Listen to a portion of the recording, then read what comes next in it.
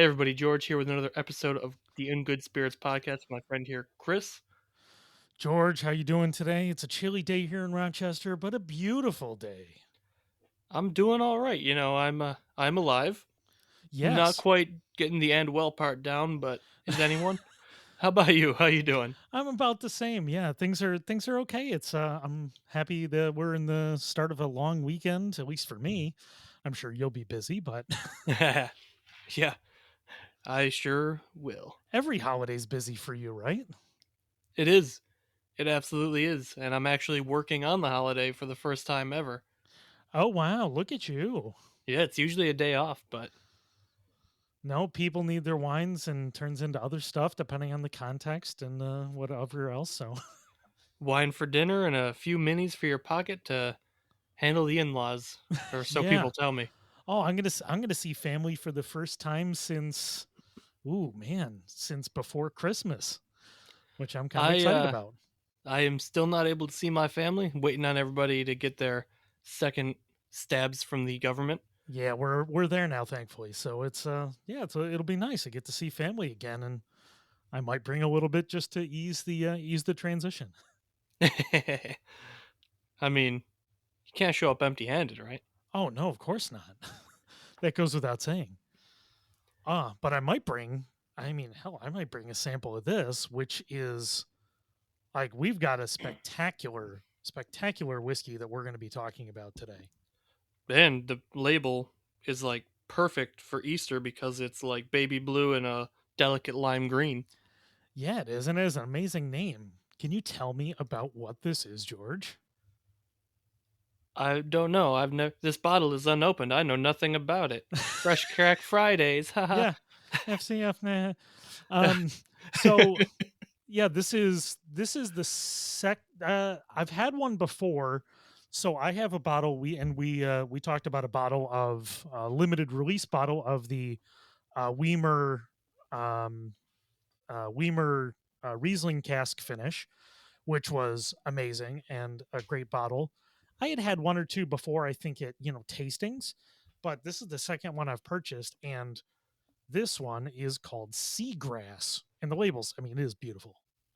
And because I was being a dick instead of actually answering, I don't think we mentioned this is from Barrell. Yes.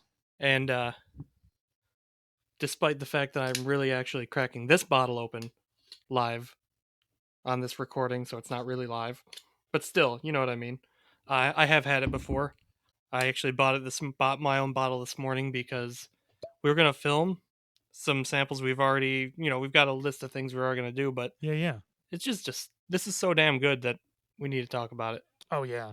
Well, and just as a recap for people that aren't as familiar with Barrel, they're a blending company, so they're buying from different distilleries and blending, newer, older to come up with I don't know, a dynamic profile. And then their trademark is barrel finishes, a lot of different barrel finishes, at least on their big flagships, and then a diversity of other ones in limited releases. Yeah, yeah. So they've got some that are unfinished, and then they've got some that are. And definitely, in my opinion, the better ones are the finished ones for a multitude of reasons. One being they're just delicious, but also I think that despite the fact that they're not distilling a single drop of anything, they're very much a craft producer because they're doing so much to the spirits themselves through secondary casking and blending that they're really truly influencing the final product far more than uh, most, we'll say, blend houses would or Yeah. independent bottlers would. One, I think that's fair. And when you read the description on this bottle, it sounds like a lot. So this is a rye. Most of the other ones I've tried have been bourbons.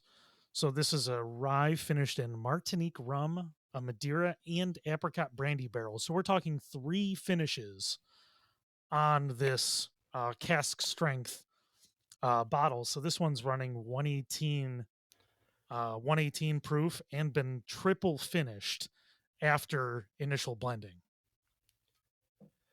I believe they're actually blending three different barreling, like Oh, okay. instead of bouncing from one cask to the next, they have three lots of barrels, so the three different types of barrel and blending to taste, which is well, a lot of other places do it, but it's a very Japanese approach Okay. to it, where it's like all these different components.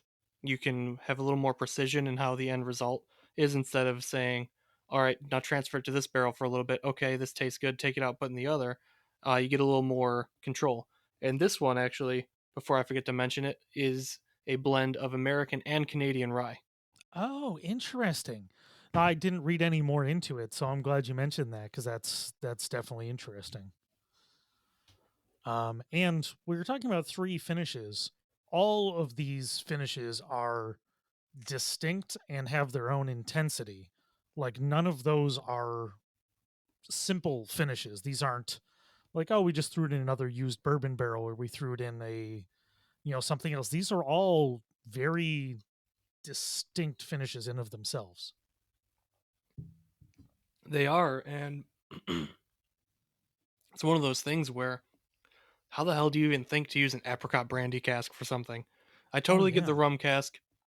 Using Martinique rum, it's a little more rum geek rum, so that's a little off the beaten path per se, but and like Madeira cask, it's not used a lot, but it's definitely not unheard of. And but who would have thought to put these three together? Uh, the intent in their release of this is to evoke like the the feel or the flavor, if you will, of like being by the ocean. And I would say this kind of hits that for sure. Yeah, and I think at the same time, we haven't even gotten to any to nosing or anything else. And yeah, it's got some intensity to it, there's no doubt. But everything about it is intense, but I think really works together. And both you and I are rum nerds. We like weird, we like funky, we like intense when it comes to rum. And combined with this has got some of those rum notes, but the Madeira rounds it all out at the same time. So you're balancing the funk with the intensely, that intense, rehydrated dried fruit characteristic. And then apricot's very light, but it kind of finishes with it. Yeah, for sure. Like, what you know what? Before we just start talking about how it tastes without tasting it, like, because we could talk about this whiskey before we even put our lips to it. Oh, yeah. But the nose, anyway, like it's so Madeira with like it's that sweet, creamy, um, almost raisiny type note going on, but there's so much behind it too. Yeah, you know what I'm kind of getting, and I know this is going to be very odd, like dried pluots. Um, Yo, what the fuck's a pluot? what is a pluot? So a pluot is a cross between a plum and an apricot, edging towards the plum side. So there's apriums, which are apricot forward. There's pluots, which are plum forward, and plumcots, which are closer to 50-50 blend of plums and apricots. Plumcot's a terrible name. Um, so really quick tangent because I'm actually really interested. How are they crossbreeding? Like, what are I've they? Is it grafting or is it I have no idea. I know okay? I've so when we were in California, we had tried 3 different versions. We had tried, different versions of pluots, and then we tried a plumcot and a aprium because they had all of them at the farmers market we were at. And it was really interesting. You can find them in our area in upstate New York, mostly pluots, but kind of rare. It's only a couple places that even think about growing them. Pittsford Wegmans is probably Yeah, and you actually can find them there. Um, but the reason I say that is because it's got that. Um, it's not just apricot dried, although that's there. But I think it's that rounder, redder dried fruit as well, but not cherry. yeah. I would agree with that. I see exactly what you're saying there. I agree completely. And but like cool in there too though in the nose both and on the palate is that like that rum funk kind of the rum funk is kind of like the bass line if this were a song, it's like It's that heartbeat of it. It just persists right through the whole thing, but it's not drowning anything out. It's elevating everything. Yeah, I It's think like the really accenting all the other notes. yeah, I think the really interesting part is that the high funk notes of the rum, it's that we've talked about it before, it's that airiness that turns into some of those what some people consider odd or off flavors or noses. It actually merges really well with the high proof part of it. So the rum funk actually crosses in with the ethanol high alcohol part of the nose. So you're getting that sharpness that kind of rides into that, high the high funky rum notes. Oh man. I heard everything you said. I agreed with everything you said, but then I just got totally distracted by how good this is. Wow. And like so what's really Mm. cool about this is again like I get that Madeira note up front with the rum note, and the rum note keeps cruising through to then more mid palate. It's that fruit, that apricot, that uh, perlot or whatever. Perlot, pluot. Pluot. All right, perlot's a winery or a wine release from someone. Uh, but the finish gets really weird to me in a good way. Like it's almost like sushi grade seaweed is what I get on the finish. Like it's very, I don't want to say herbaceous, but green, like seagrassy, if you will. Like the Yeah, and that's fair. I think for me, that's where it gets into. I think the lingering on the palate. Yes, you're getting some of those almost tanniny notes of the like that Madeira. Those dark tanniny notes.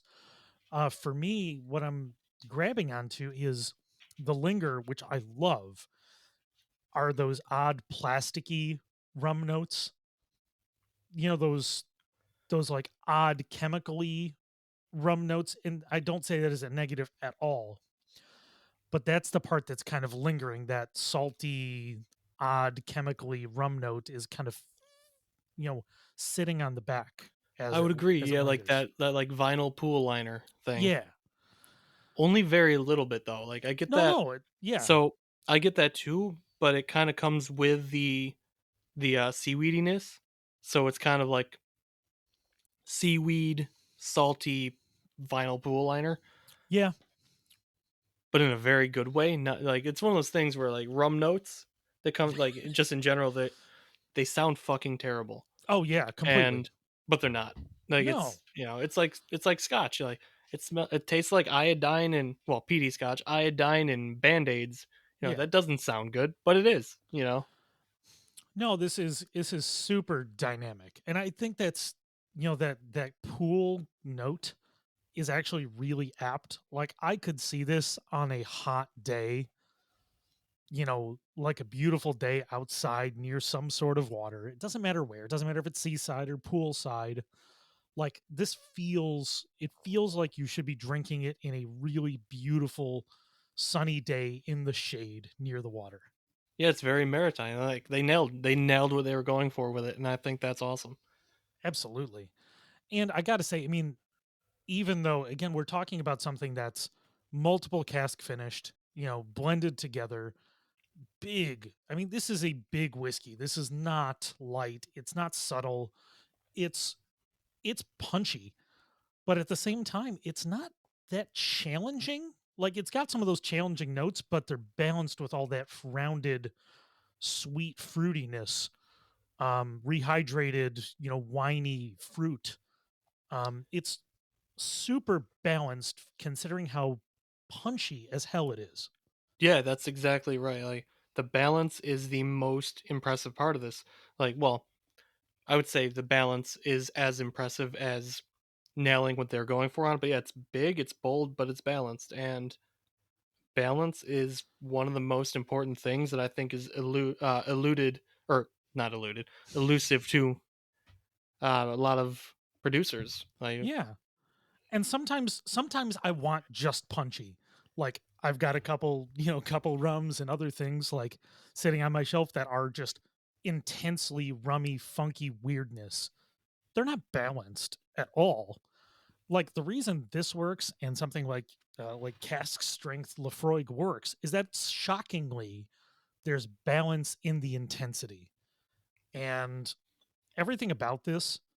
And I think reiterating what we said the last time with Barrel is I'm not saying you have to go out and buy a bottle right away, but if you have a chance to try it, if you have a chance to sample it, go for it. If you like well thought out blending and finishing, I mean, you're not going to go wrong buying their products. I haven't had anything from them that I've actively disliked or is even neutral about. I've liked everything I've had from them. I would mostly agree. There's been some of their normal bourbon releases where I'm like, okay, this is okay, but a Yeah. lot of them are like, damn, they're good.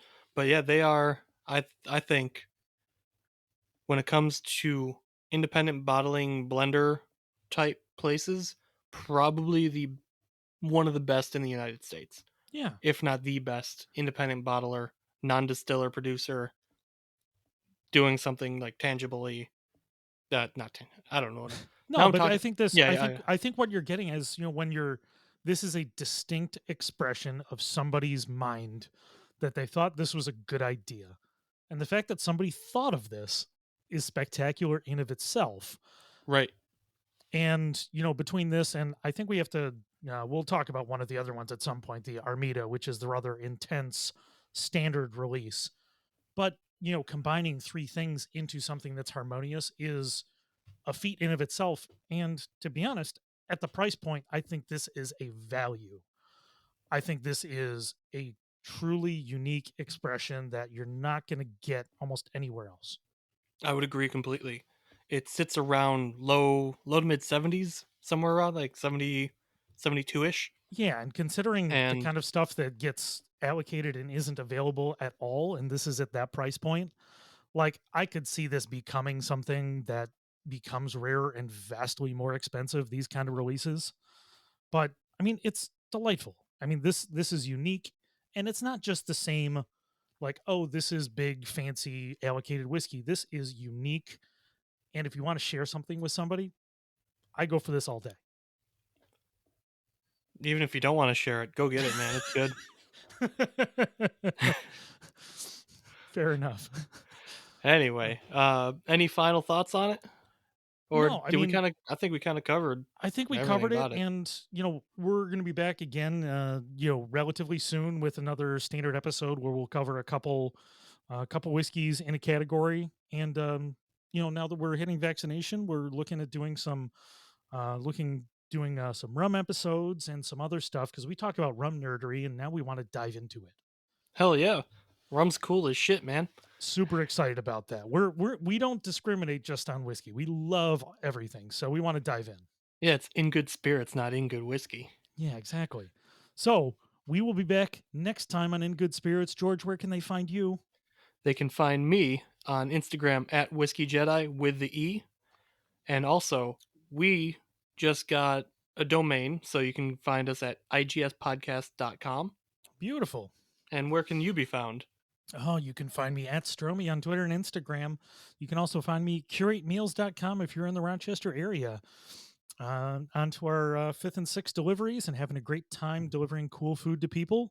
And we're going to start doing pickups at one of my favorite places in Rochester, beautiful venue, the German House in Rochester. So, very excited about that. That's awesome, man. Hell yeah.